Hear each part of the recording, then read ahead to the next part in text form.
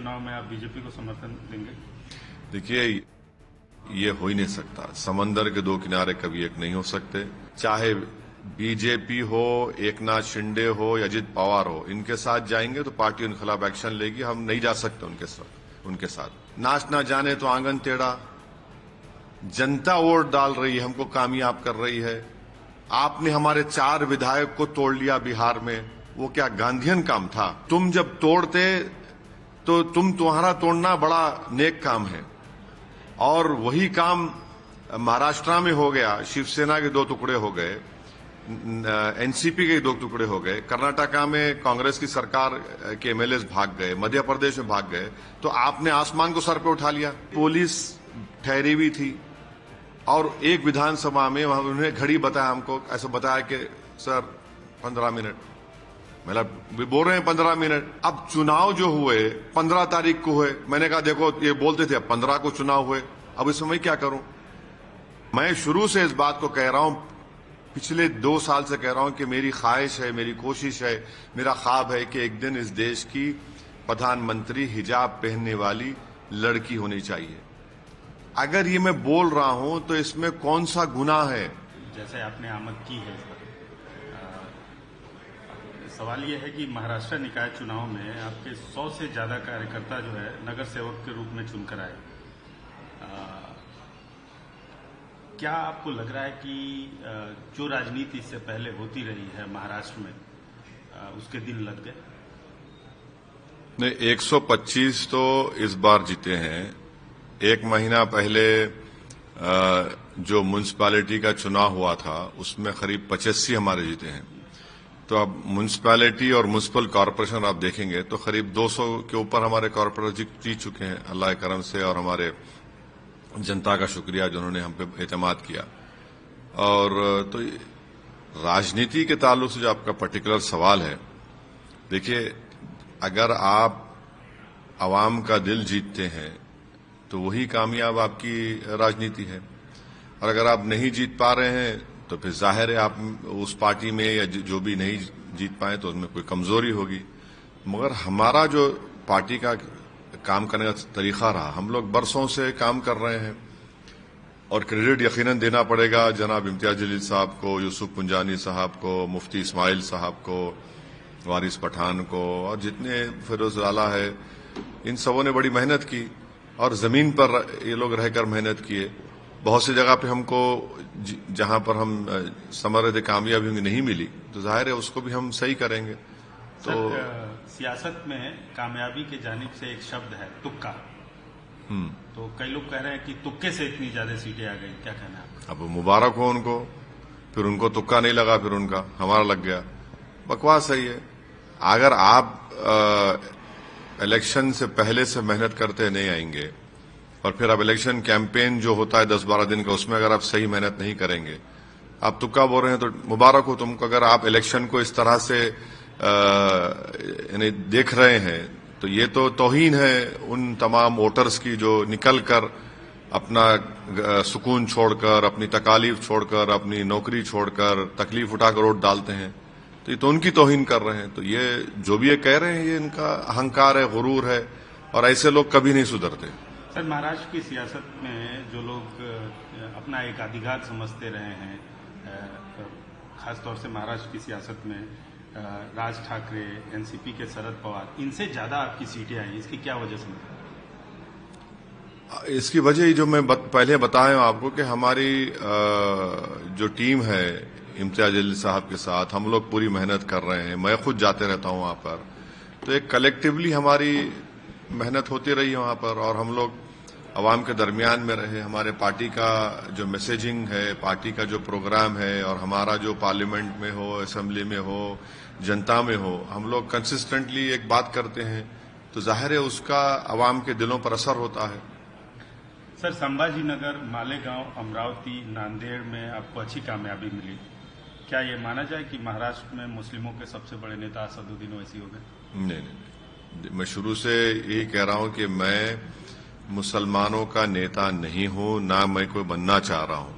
हां, हमारी पार्टी की पूरी कोशिश यही है कि हम नेता को बनाएं, और इंशाअल्लाह ताला एक नहीं, ऐसे 100 की तादाद में जमीनी सतह से नेता हमारी पार्टी से बनेंगे, बन रहे हैं और वही फ्यूचर को मुस्तकबिल में आगे जाकर लीडरशिप का रोल निभाएंगे।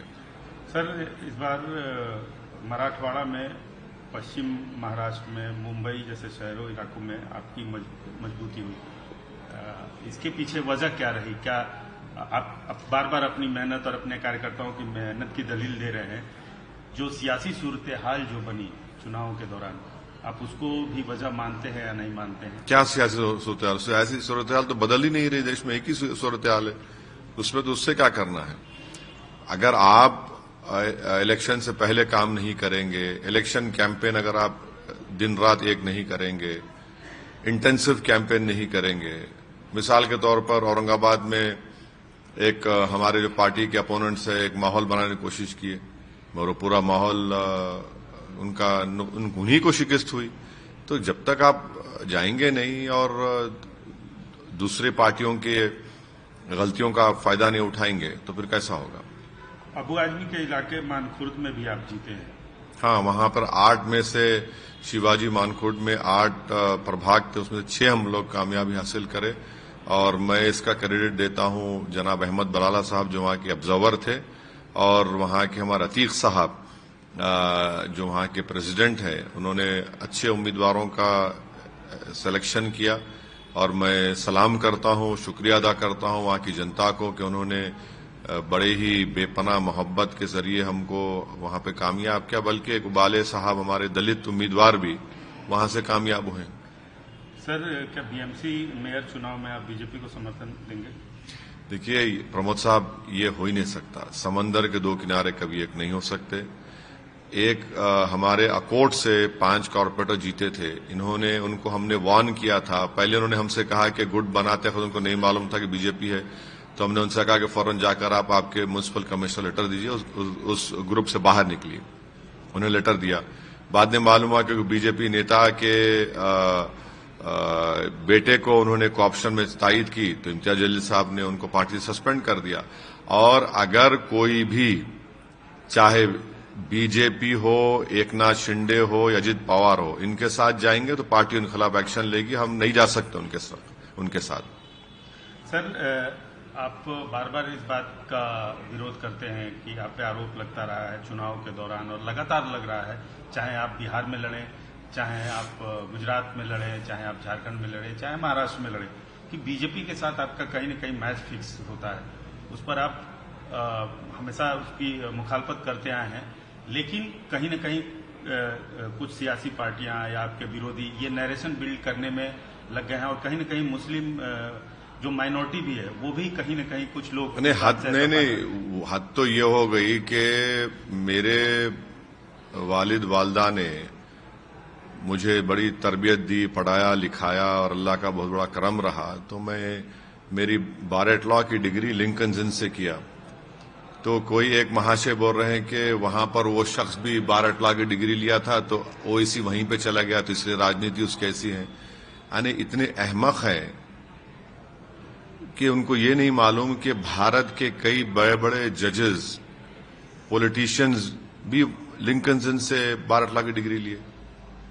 और मैं तो कोई ऐसा ब्रिलियंट स्टूडेंट नहीं था और मेरे स्कूल में जो मेरे साथी थे या कॉलेजेस में वो इस बात को बताएंगे, मगर बड़ी मेहनत से जुस्तजू करके तकालीफ उठाकर हम अपनी तालीम का सफर मुकम्मल किए, तो उस पर भी उंगली उठा रहे हैं। तो अब नहीं मालूम। देखिए, मैं तो कोई कंपटीशन में नहीं हूं कि मुझे पसंद करे। आप मुझसे नफरत करते, अल्लाह आपकी नफरत आपको मुबारक करे। मैं चुनाव लड़ूंगा और इनके इस तरह की बकवास, झूठे इल्जामात इस बात का पैगाम देती है कि मैं जो कर रहा हूं मैं उसमें कामयाब हो रहा हूं। और ये लोग ऐसे मिजाज के लोग हैं जो ये देख रहे हैं कि अंग्रेजी का शब्द है कि इनको लग रहा है कि पॉलिटिकल इक्विलिब्रियम पूरा डिस्टर्ब हो गया एमआईएम और ओवैसी से। हम पॉलिटिकल इक्विलिब्रियम को डिस्टर्ब करेंगे। आप जो बरसों से चौधराहट करके जो मुस्लिम समाज का, दलित समाज का नुकसान कर रहे हैं, हम उसको रेक्टिफाई करेंगे। और अगर ये जो इल्जाम लगाने वालों को तकलीफ इस बात की है कि वो घर बैठकर राजनीति करते थे और सौदेबाजी करते थे, ये एजेंट हैं, ब्रोकरी का काम करते थे, हम इनकी दुकानों को बंद करने की कोशिश कर रहे हैं, क्योंकि ये जो इल्जाम लगाते हैं, इनका जमीन पे एक पैसा कनेक्शन नहीं है लोगों का, ना उनमें इतनी हिम्मत है कि विधानसभा हो या पार्लियामेंट में हो, खड़े होकर खुलकर बीजेपी की मुखालिफत भी करे और सच्चाई को बयान करे। वो नहीं कर सकते लोग। सर, सवाल उसमें ये था कि आपका जो बेसिक वोट बैंक है मुस्लिम कम्युनिटी, उसमें ये नरेशन होता जा रहा है, बनता जा रहा है। कुछ लोग एक तबका मानता जा रहा है कि आप बीजेपी के साथ। अरे छोड़िए ना, कितने लोग हैं मैंने नाच ना जाने तो आंगन टेढ़ा। जनता वोट डाल रही है, हमको कामयाब कर रही है। आपने हमारे 4 विधायक को तोड़ लिया बिहार में, वो क्या गांधीयन काम था?